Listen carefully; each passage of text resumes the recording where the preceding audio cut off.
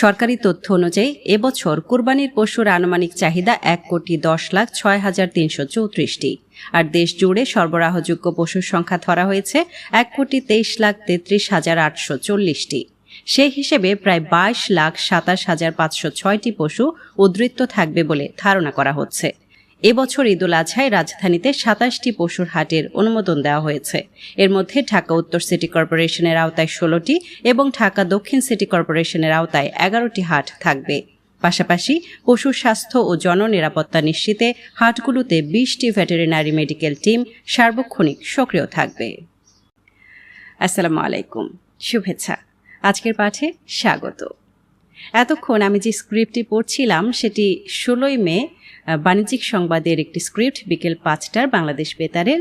তো সংবাদটি পড়তে গিয়ে আমার মনে হলো যে এই 4টি পেজের ছবি আপনাদের দেখানো উচিত।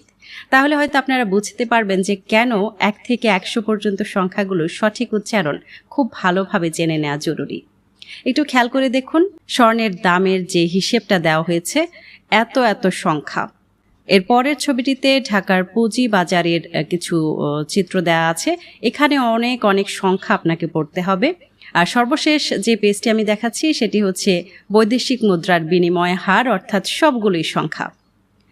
আশা করছি আপনারা বুঝতে পারছেন কেন 1 থেকে 100 এই সংখ্যাগুলো সঠিক উচ্চারণ জানাটা খুব জরুরি।